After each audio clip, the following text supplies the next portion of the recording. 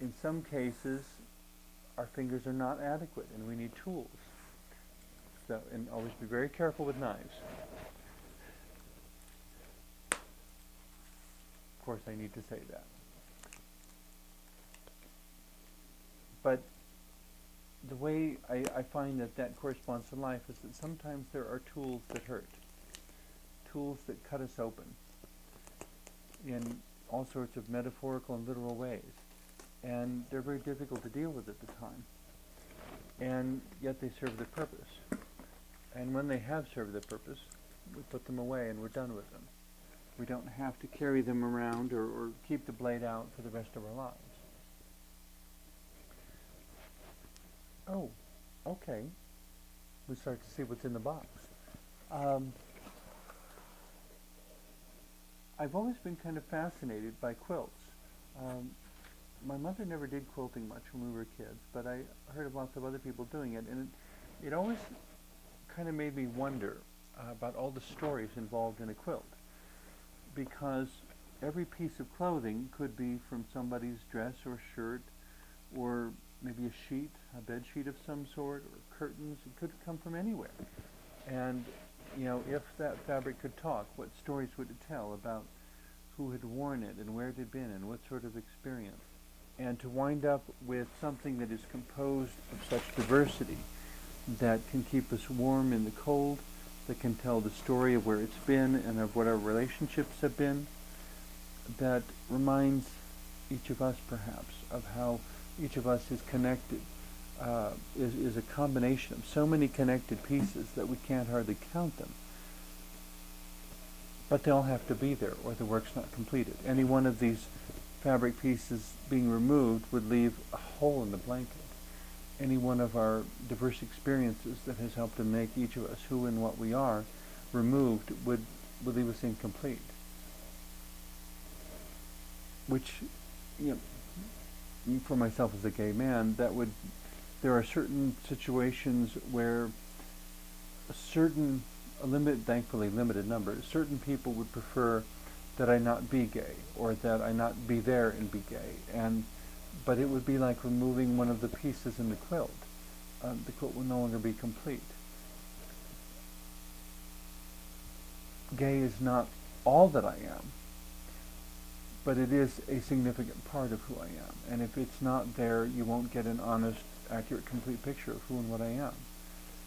In the same way, you won't get an honest, accurate, complete picture if you fail to recognize that I'm a creative person, that I'm a deep thinking person, that I love hiking in the mountains. All these different things are pieces in the quilt of me.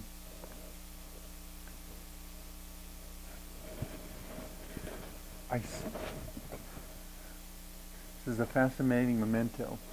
Someone sending me this present in a care package, knowing that I would recognize it, would be a wonderfully thoughtful thing to do. This is actually a blanket that my former life partner, with whom I'm still very good friends, we purchased this when we took a long-awaited and by great effort and saving and living frugally and so forth, we were finally able to take one trip to Germany together, just to have a European vacation together, at least once. And we found someone with an apartment in Berlin, and that wasn't being lived in at the time. And so it was a friend of a friend of a friend kind of situation. And they said, sure, here are the keys. You can stay there for free while you're in Germany, or while you're in Berlin. No one had lived there in a while, though, and so all we found inside was a mattress on the floor. So the first thing we had to do was go to the local department store and buy sheets and pillows and blankets and such, and this is the blanket we bought. So it came from all the way over the ocean, and it was with us during an early November chilly period of the year, and in a foreign country where we were the minority, speaking a different language from everybody around us, and having an adventure of sorts, learning about people and relationships and being in a foreign country. And it was quite an incredible trip, one that really challenged and stretched us in all sorts of wonderful ways. It wasn't always convenient, it wasn't always comfortable, but it was wonderful, even when it wasn't comfortable and convenient. And this, yeah, I'm reminded of that adventure by this blanket. How loving and thoughtful of someone to send that to me, knowing that I would remember the significance of it. Oh my. I always wanted the first time I ever heard Glenn Campbell, back when I was in grade school, play the bagpipes. I loved the sound of the bagpipes. I understand some people like them and some people don't, but it was so wonderful when I was out on my way to an event once and stumbled into, just to fill the time, went into a pawn shop, and lo and behold, here was a set of bagpipes for sale for an affordable price. And I mean, a good set of bagpipes can be so expensive. I wasn't sure I would ever be able to afford them. But finally, after all that time, I got my own set of bagpipes. So, of course, the thing like a lot of care packages is that they sometimes contain things that take a while to learn. No, I haven't learned how to play it very well yet, so I won't burden you with that sound at the moment. But there's something about the totally unique music of the bagpipe that has always totally fascinated me. And to finally be, after all these years, to be pursuing that dream of actually learning how to play and making progress toward one of my little wishful dreams. Something that only somebody who knew me fairly well would even know about me.